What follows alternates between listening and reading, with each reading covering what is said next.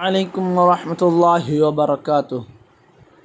صرف 5 منٹ کا مدرسہ قرآن و حدیث کی روشنی میں۔ ذی الحجہ کے 6 تاریخیں۔ نمبر 1، اسلامی تاریخ۔ امام ترمذی رحمۃ اللہ علیہ، آپ رحمۃ اللہ علیہ کا اسم گرامی محمد بن عیسیٰ، کنیت ابو عیسیٰ تھی۔ آپ 200 ہجری کے قریب جیحون نامی سمندر کے ساحلی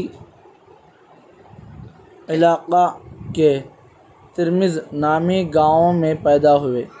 والدین کے سایہ عاطفت میں پلے بڑھے اور پھر علم نبوی حاصل کرنے کی خاطر سمندر کے اس پار خراسان، عراق اور حرمین شریفین کا سفر کیا اور وہاں کے علماء سے خوب استفادہ کیا۔ اللہ نے غضب کا حافظہ دیا تھا، جس کی مجلس میں بھی جاتے اس مجلس میں بیان کی گئی ساری روایتیں پہلی ہی بار میں حفظ کر لیتے۔ بعد میں آپ نے حدیث کی ایک ایسی کتاب لکھی جس نے انقلاب برپا کر دیا، اور اس کی جامعیت اور ہمہ گیری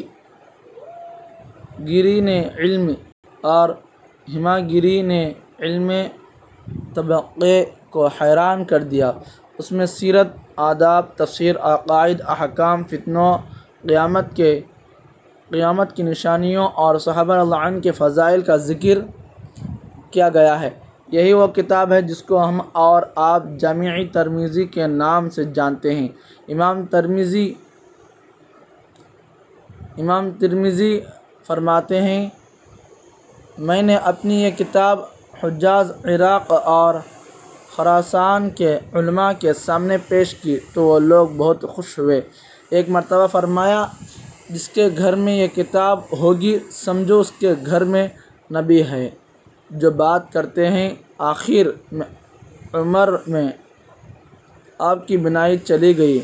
آپ رحمۃ اللہ علیہ 13 رجب المرجب 257 ہجری کو انتقال فرمایا۔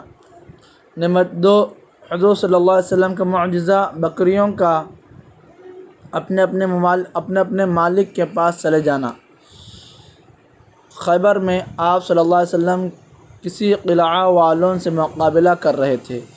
اتنے میں ایک بکریاں چرانے والا آیا اور اسلام قبول کر لیا، اور پھر کہنے لگا، یا رسول اللہ صلی اللہ علیہ وسلم، ان بکریوں کو میں کیا کروں؟ تو آپ صلی اللہ علیہ وسلم نے فرمایا، تو ان کے منہ پر کنکریاں مار دے، اللہ تیری امانت ادا کر دے گا، اور ان سب بکریوں کو اپنے اپنے گھر پہنچا دے گا۔ چنانچہ اس شخص نے ایسا ہی کیا تو وہ سب بکریاں اپنے اپنے گھر پہنچ گئیں۔ نمبر 3، ایک فرض کے بارے میں، حج کی فریضت۔ رسول اللہ صلی اللہ علیہ وسلم نے فرمایا، اے لوگو، تم پر حج فرض کر دیا گیا ہے، لہٰذا اس کو ادا کرو۔ نمبر 4، ایک سنت کے بارے میں، اعمال کو قبولیت کی دعا۔ اعمال قبول ہونے کے لیے اس دعا کا اہتمام کرنا چاہیے، ربنا تقبل منا انک انت السمیع العلیم۔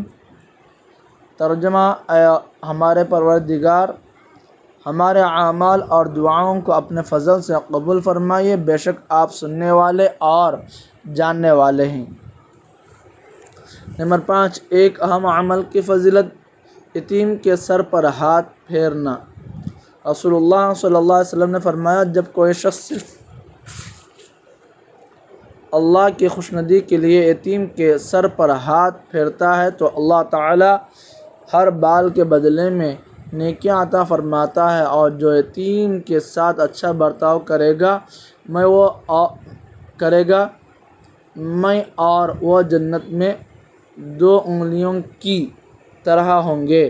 حضور صلی اللہ علیہ وسلم نے شہادت اور بیچ کی انگلی کو پھیلا کر بتایا۔ نمبر 6، ایک گناہ کے بارے میں دین کو جھٹلانا۔ قرآن میں اللہ تعالیٰ فرماتا ہے میں نے تم کو ایک بھڑکتی ہوئی آگ سے ڈرا دیا ہے، اس میں وہی بدبخت داخل ہوگا جس نے دین کو جھٹلایا اور اس سے منہ موڑا۔ نمبر 7، دنیا کے بارے میں نافرمانی اور بغاوت کا وبال۔ قرآن میں اللہ تعالیٰ فرماتا ہے اے لوگو، تمہاری نافرمانی اور بغاوت کا وبال تم ہی پر پڑنے والا ہے۔ دنیا کی زندگی کے سامان سے تھوڑا فائدہ اٹھا لو، پھر تم کو ہماری طرف واپس آنا ہے تو ہم ان سب کاموں کی حقیقت سے تم کو آگاہ کر دیں گے جو تم کیا کرتے تھے۔ نمبر 8، آخرت کے بارے میں جنت کا بازار۔ رسول اللہ صلی اللہ علیہ وسلم نے فرمایا جنت میں ایک بازار ہے جس میں خرید فروخت نہیں ہے، اس میں صرف مرد اور عورتوں کی صورتیں ہیں۔ ان کو دیکھ کر جب آدمی کسی شکل کی تمنا کرے گا کہ میں بھی اس جیسا ہوتا تو اس کی شکل ویسی ہی ہو جائے گی۔ نمبر 9، طب نبوی سے علاج۔ زکام کا فوری علاج نہ کیا جائے۔ رسول اللہ صلی اللہ علیہ وسلم نے فرمایا ہر انسان کے سر میں جذام کوڑ کی جوش مارنے والی ایک رگ ہوتی ہے، جب وہ جوش مارتی ہے تو اللہ تعالیٰ اس پر زکام مسلط کر دیتا ہے، لہذا زکام کا علاج مت کرو۔ فائدہ: حکمائے حضرات بھی زکام کا فوری علاج بہتر نہیں سمجھتے بلکہ کچھ دنوں کے بعد علاج کرنے کا مشورہ دیتے ہیں۔ نمبر 10، نبی صلی اللہ علیہ وسلم کی نصیحت۔ رسول اللہ صلی اللہ علیہ وسلم نے فرمایا غصہ شیطان کے اثرات سے ہوتا ہے، شیطان کی پیدائش آگ سے ہوئی ہے اور آگ پانی سے بجھا جاتی ہے، لہذا جب تم میں سے کسی کو غصہ آئے تو اس کو چاہیے کہ وضو کر لے۔ اللہ تعالیٰ جتنے باتیں سنیں ہیں اسے ادا عمل کرنے کی توفیق عطا فرمائے۔ سبحان اللہ بحمدہ، سبحانک اللہم وبحمدک، ونشہد ان لا الہ الا انت ونستغفرک واتوب الیک۔